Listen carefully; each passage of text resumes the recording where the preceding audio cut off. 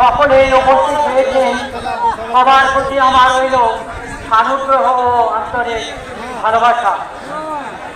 সেই সাথে আমি আমার অন্তরের শ্রদ্ধাকে জানাই আপনাদেরকে ঐকান্তিক ভালোবাসা।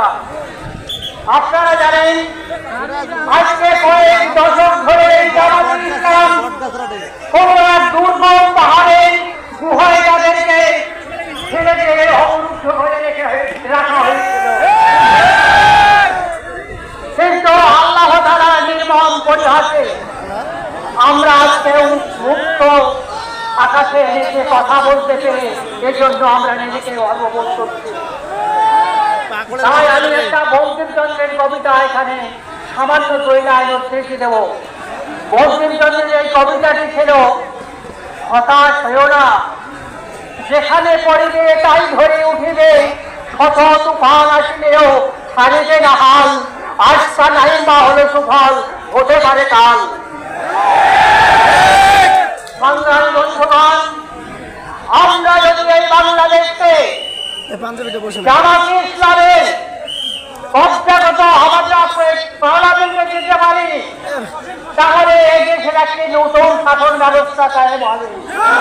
এই দেশের জনগণ সবাই আমরা দারিদ্র সীমান্তে বসবাস করি।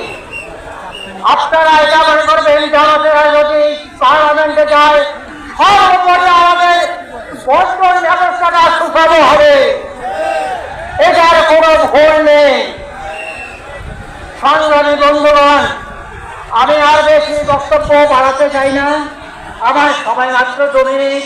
আমি আবারও আপনাদেরকে ঐকান্তিকভাবে ভালোবেসে তবে একটি কথা বলতে চাই, ও রাজনীতিতে আগের দিন নাই হিন্দু নৌকা ছাড়া ভোট দেয় না।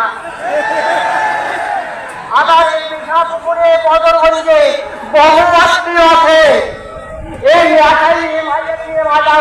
এলাকায় গোপীনাথপুর ইউনিয়ন, মধুপুর ইউনিয়ন, চাঁদমারি ইউনিয়ন এবং কাশিহাট ইউনিয়নে আমার অনেক আত্মীয় আছে, তারা তার সপক্ষে ছাড়া বিপক্ষে ভোট দেবে না। বিশাপুকুরে আমাদের রথবাড়ি ছাড়ে আবার বহু আত্মীয় আছে এবং তার পাশে আমার আত্মীয় আছে, তারা বলেছে আমরা রথবাড়ি ভাইকে ছাড়া কাউকে জাতীয় নির্বাচনে ভোট দেব না। আমরা আশা করি আমাদের রংপুরে 33টি আসনকে আমরা যদি বিজয় করতে পারি, জামাতুল ইসলামের এটাই হবে আমাদের জীবনের সার্থকতা। এই স্বাধীন বাংলার জামাতুল ইসলামের বড় সার্থকতা হবে এটাই। সকলেই উপস্থিত হয়েছেন, সবার প্রতি আমার রইল সানুগ্রহ ও আন্তরিক ভালোবাসা। সেই সাথে আমি আমার অন্তরের শ্রদ্ধাকে জানাই আপনাদেরকে ঐকান্তিক ভালোবাসা। আপনারা জানেন আজকে কয়েক দশক ধরে জামাতুল ইসলাম কোন এক দুর্গম পাহাড়ের গুহায় তাদেরকে ছেড়ে দিয়ে অবরুদ্ধ করে রাখা হয়েছিল,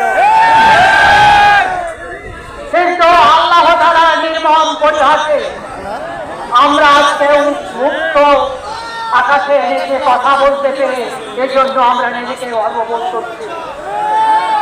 তাই আমি একটা বঙ্কিমচন্দ্রের কবিতা এখানে সামান্য 2 লাইন উদ্ধৃতি দেব। বঙ্কিমচন্দ্রের এই কবিতাটি ছিল, হতাশ হইও না, যেখানে পড়িবে তাই ধরে উঠিবে, শত তুফান আসিলেও ছাড়িবে না হাল, আশা নাই বা হলো সুফল, হতে পারে কাল। সংগ্রামী বন্ধুগণ, আমরা যদি এই বাংলাদেশকে জামাতে ইসলামের অভ্যাগত পার্লামেন্টে যেতে পারি, তাহলে এই দেশের একটি নতুন শাসন ব্যবস্থা কায়েম হবে। এই দেশের জনগণ সবাই আমরা দারিদ্র সীমান্তে বসবাস করি। আপনারা এটা মনে করবেন জামাতেরা যদি পার্লামেন্টে যায় সর্বোপরি আমাদের বর্তমান ব্যবস্থাটা সুষম হবে, এটার কোনো ভুল নেই। সংগ্রামী বন্ধুগণ, আমি আর বেশি বক্তব্য বাড়াতে চাই না, আমার সময় মাত্র 2 মিনিট। আমি আবারও আপনাদেরকে ঐকান্তিকভাবে ভালোবেসে তবে একটি কথা বলতে চাই, ও রাজনীতি পরিস্থিতিতে আগের দিন আর নাই হিন্দু নৌকা ছাড়া ভোট দেয় না। আবার এই বিশাপুকুরে বদরগঞ্জে বহু আত্মীয় আছে। এই আধারণ ভাই এলাকায় গোপীনাথপুর ইউনিয়ন, মধুপুর ইউনিয়ন, চাঁদমারি ইউনিয়ন এবং কাটিহাট ইউনিয়নে আমার অনেক আত্মীয় আছে। তারা তার সপক্ষে ছাড়া বিপক্ষে ভোট দেবে না। এবং বিশাপুকুরে আমাদের রপ্তানি ছাড়ে আবার বহু আত্মীয় আছে এবং তার পাশে আমার আত্মীয় আছে।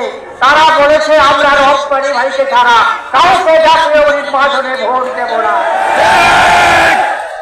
আমরা আশা করি আমাদের রংপুরের 33টি আসনকে আমরা যদি বিজয় করতে পারি, জামাতে ইসলামের এটাই হবে আমাদের জীবনের সার্থকতা। এই স্বাধীন বাংলার জামাতে ইসলামের বড় সার্থকতা হবে।